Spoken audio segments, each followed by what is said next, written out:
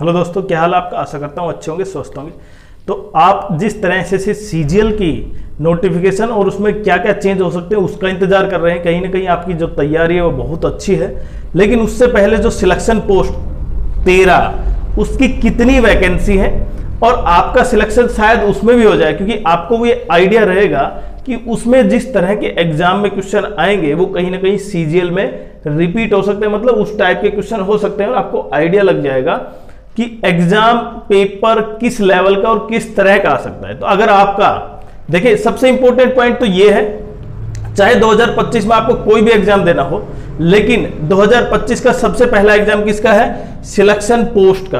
13वीं जो selection post है 13, उसका पेपर है वो 24 जुलाई से 4 अगस्त तक, 23 जुलाई से 4 अगस्त तक, और उसके बाद सीजीएल का एग्जाम है 13 अगस्त से।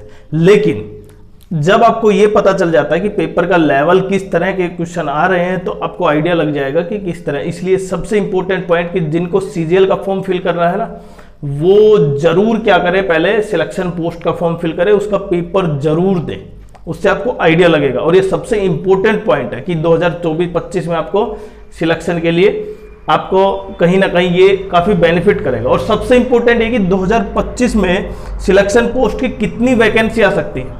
लेकिन अगर चैनल पर आप नए हैं तो चैनल को सब्सक्राइब करें, वीडियो को लाइक करें और शेयर करें। देखिए, सबसे इंपॉर्टेंट कि सिलेक्शन पोस्ट 11वीं में कितनी पोस्ट, यहाँ पे देखें वैकेंसी कितनी थी, 5369, काफी ज्यादा वैकेंसी थी। बाकी अगर सीजीएल के बाद जो सबसे ज्यादा वैकेंसी है जीडी के अलावा इनकी, तो कहीं ना कहीं काफी ज्यादा है, 5369। उसके बाद जो 12th आया सिलेक्शन पोस्ट में, उसमें देखें यहाँ पे 2049 वैकेंसी। अब जो सिलेक्शन पोस्ट 13वीं, उसमें कितनी वैकेंसी है, एक तो ये, और दूसरा सबसे इंपॉर्टेंट ये इसलिए कि सीजीएल के जितने भी कैंडिडेट है ना, सीजीएल का जो प्री एग्जाम है उसमें 50-50 मार्क्स के चारों चीजें हैं, इंग्लिश, रीजनिंग, मैथ, जीके। वही क्राइटेरिया, वही पैटर्न यहां पर किसके लिए है? सीजीएल का और सिलेक्शन पोस्ट का। तो दोनों के लिए क्या है? ये सेम है। तो आपको पेपर जरूर देना चाहिए, सबसे इंपॉर्टेंट तो ये। और इसमें इंपॉर्टेंट पॉइंट ये भी है, देखिए ये पोर्शन सबके लिए एक जैसा नहीं है, क्योंकि सिलेक्शन पोस्ट आपको पता है 10th लेवल के लिए, 12th के लिए और ग्रेजुएशन के लिए। और उसमें हाँ ये हो सकता है कि कहीं एक्सपीरियंस और या फिर ये कुछ डिजायरेबल कंडीशन हो सकती है, बट कहीं ना कहीं जो 3 लेवल है ना, वो सबसे इंपॉर्टेंट। और बाकी अगर मैं कहीं भी रिक्रूटमेंट इस नोटिस की बात करूं, चाहे सीजीएल का, सीएचएसएल, दिल्ली पुलिस, एमटीएस, सबसे ज्यादा जो सबसे कम जो यहाँ पे कंपटीशन है ना, वो किस में है? सिलेक्शन पोस्ट में ही है। क्यों? क्योंकि इसमें वो कैंडिडेट बहुत कम बच पाएंगे जिनके पास वो डिजायरेबल क्वालिफिकेशन है।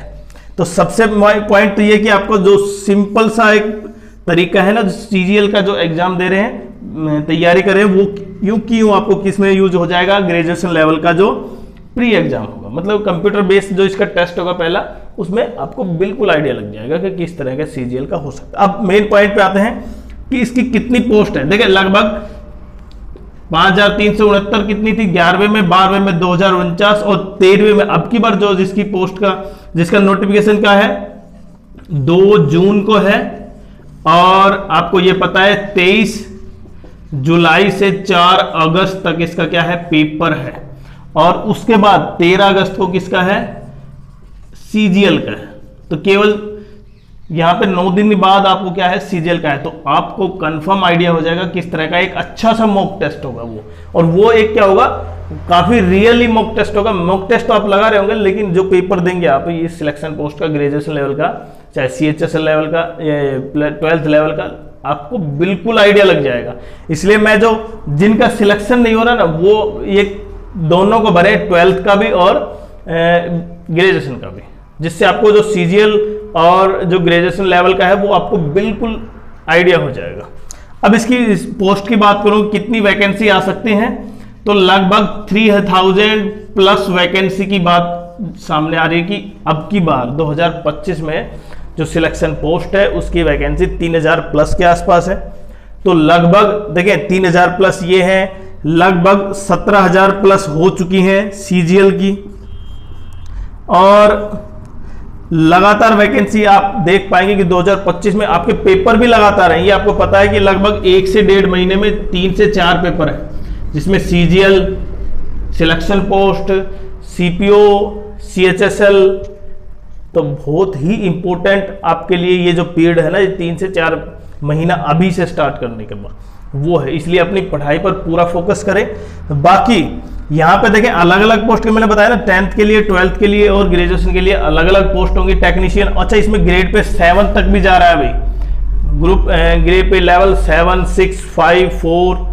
तो बहुत इंपॉर्टेंट प्रत्येक के लिए कि जो 12th पास, लेकिन सब में क्या है भाई, ये पास होना चाहिए। और इसके लिए 18 से 27, 18 से 30 और 18 से 32 तीनों क्या है एज, जो जैसे CGL में होता है ना उसी तरह का, मतलब एक नॉर्मल आप मान सकते हैं कि CGL, स्मॉल CGL, छोटा CGL मान सकते हैं। तो वीडियो कैसा लगा आपको, चैनल को सब्सक्राइब जरूर